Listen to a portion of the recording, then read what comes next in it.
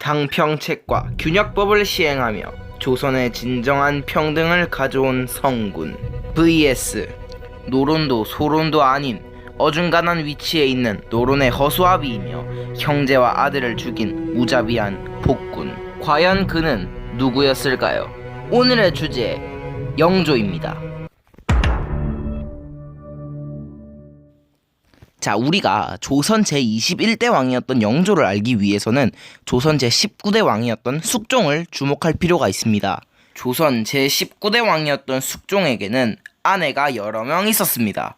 물론 당시의 왕들은 충분히 그럴 수 있었고요. 숙종에게 첫 번째로 인현왕후라는 아내가 있었는데요. 아이를 낳지 못했습니다. 그러니 숙종의 대를 이을 수도 없고요. 그래서 숙종은 다른 아내를 맞이하기 시작합니다. 두 번째로 맞이한 아내가 조선에서 거의 김태희급이라는 그런 엄청난 예쁜 외모를 자랑했던 장옥정, 장희빈이라고도 부릅니다. 그리고 이 장희빈에게서 나온 아이의 이름이 이윤입니다. 자, 그리고 숙종은 한 명의 아내를 더 맞이하게 되는데요. 바로 무수리 최씨라고 불리는 숙빈 최씨를 불러들이게 됩니다. 그리고 숙빈 최씨와 숙종 사이에서는 연인군이라는 아이가 나오게 되고요. 자, 여기까지 이제 이해가 되셨으면 영조가 누군지에 대해서는 충분히 아실 수가 있습니다. 제가 아까 숙종과 장희빈 사이에서 나온 아이의 이름이 뭐라고 했었죠? 그쵸, 이윤이죠. 이윤이 커서 경종이라는 왕이 됩니다. 그리고 경종에서는 당시 당파 중에 소론이라는 당파가 경종의 편에 서져 있었고요. 그러니까 소론의 반대파였던 노론은 갈 데가 없지 않습니까? 그러니까 경종의 배다른 동생이었던 무수리 최씨와 숙종의 사이에서 나온 연인군에게 가게 되는 것이죠. 자, 상황이 이렇다 보니 경종이랑 연인군은 사이는 좋은데 당파가 다르니까 자기들의 의도와는 상관없이 대결 구도로 갈 수밖에 없었어요.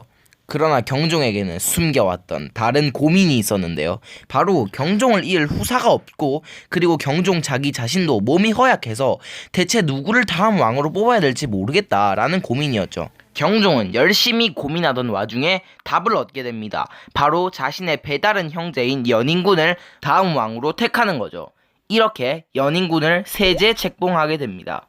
거기다 경종이 몸이 아파서 제대로 된 정치를 할 수가 없었습니다. 그러니까 다음 왕으로 채택되었던 연인군이 대신 정치를 하는 대리청정까지 맡게 됩니다. 자, 이 상황만 봤을 때는 형제끼리 도운 거 되게 좋은 거 아니냐, 우애 깊다라고 생각할 수 있지만 이 상황 자체를 굉장히 싫어하고 반대했던 사람들이 있습니다. 누구겠습니까? 그렇습니다. 경종이 누구의 당파였습니까? 소론의 당파 아니었습니까? 그런데 경종이 아니라 연인군이 계속해서 왕위에 올라온다? 이건 소론에게 안이 꼽게 보일 수밖에 없었습니다. 그렇게 연인군이 세제 책봉된 것과 대리청정하는 것에 큰 불만을 가진 소론들이 서로 회의를 하기 시작합니다. 그리고 소론은 노론의 앞잡이들을 불러다가 다 죽이게 되고요. 이 안타까운 사건을 신임사화라고 부릅니다. 이렇게 소론이 노론의 앞잡이들까지 죽여가면서 자신들의 권력을 다시 한 번 더 쟁탈하려 했지만 안타깝게도 경종의 병은 더욱 악화되었고 죽게 되었습니다. 자, 경종이 죽었으니 아까 세제 책봉되었던 연인군이 왕이 돼야겠죠? 그래서 연인군이 왕이 되니 이 사람이 바로 오늘의 주제인 영조인 것입니다.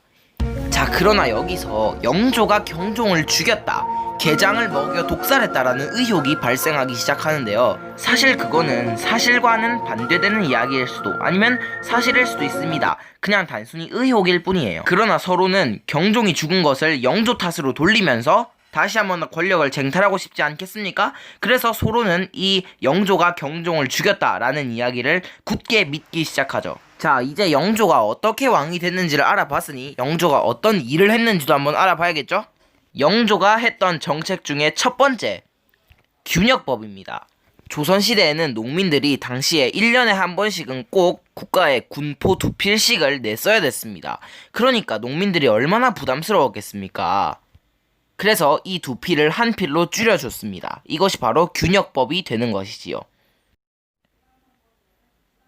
두 번째 정책은 탕평책인데요. 이 정책은 소론이고 노론이고 떠나서 당파를 떠나 재능이 있으면 그 사람을 발탁한다는 정책이었는데요.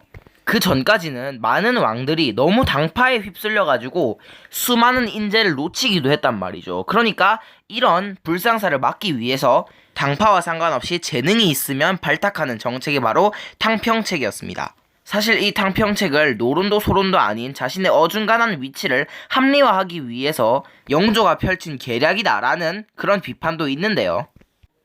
판단은 여러분들이 하시기 바랍니다. 이렇게 영조가 열심히 정책을 펼쳤음에도 불구하고 신하들은 그게 못마땅했습니다. 그렇게 신하들이 영조와 그의 아들 사도세자 사이를 이간질하기 시작합니다. 신하의 이간질은 나경원이라는 사람의 폭로에서부터 시작이 됩니다. 이 나경원이라는 사람이 영조가 당시에 굉장히 기대가 많았던 사도세자에 대한 이야기를 꺼내기 시작하는데요. 궁녀를 살해했다는 것, 그리고 궁궐을 빠져나갔다는 것 등 여러가지 이야기를 조금 과장해서 이야기하기 시작합니다. 물론 나경원은 당시에 소론들의 뒷돈을 받았고요.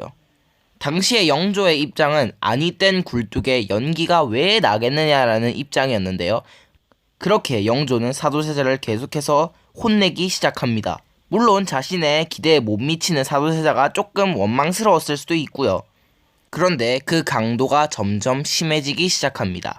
어느 날은 함께 외출을 나갔다가 갑자기 소나기가 쏟아져서 내가 사도세자를 데리고 온 탓이다, 제가 불운을 가졌다 라고 이야기를 하기도 하고, 사도세자에게 한번 정치를 해보라고 앉힌 다음 사도세자가 신하들의 말을 듣고 어떻게 하면 좋겠냐고 왕에게 물어보면 영조는 그런 것도 못하면서 어떻게 왕세자냐, 네가 알아서 해야 될 거 아니냐 라고 혼을 내고요. 그래서 진짜 자기가 알아서 하면 나한테 허락도 안 받고 이게 뭐하는 짓이냐 라고 이야기를 합니다. 얼마나 답답하겠어요. 그렇게 영조와 사도세자는 서로가 서로를 불편해하게 되고요. 결국 대화가 단절됩니다. 대화가 단절되니 의심이 생기고, 의심이 증폭되어 오해가 되고, 오해가 증폭되어 불신이 되고, 불신이 증폭되어 분노가 되었습니다. 그렇게 영조는 자신의 아들 사도세자를 뒤주에 갇히게 한 뒤 9일 뒤 싸늘한 시체로 마주합니다. 아버지가 아들을 죽인 사건, 그것도 왕이 왕세자를 죽인 사건, 전무후무한 사건인데요. 융통성이라고는 찾아볼 수 없고 딱딱하고 깐깐하고 예민했던 완벽주의자 아빠 영조, 자유를 갈구했던 아들 사도세자, 대체 어디서부터 잘못되었던 것일까요? 제 개인적인 생각이지만 사도세자가 뒤주에 갇혀 죽는 순간 자신들의 권력을 되찾았다라는 생각을 하면서 신하들이 뒤에서 웃고 있지 않았을까라는 생각도 해보게 됩니다. 네, 오늘은 이렇게 영조가 왕이 된 과정과 그리고 영조가 펼쳤던 정책들, 그리고 영조와 사도세자 이야기를 알아봤습니다. 도움이 되셨다면 구독과 좋아요를 꼭 눌러주시고요. 여러분들의 구독과 좋아요, 그리고 알림 설정, 그리고 응원과 그 댓글들 저에게 큰 힘이 되니까 한 번씩 꼭꼭 남겨주시기 바랍니다. 그리고 미말친의 굿즈도 출시됐으니까 설명란과 댓글에 링크 보시고 들어가서 구매까지는 아니더라도 구경 한번 해주시기 바라고요. 제가 만들어서 제가 홍보하는 거니까 오해는 no. 자, 그럼 이만 저는 물러나도록 하겠습니다. 그럼 모두 빠이.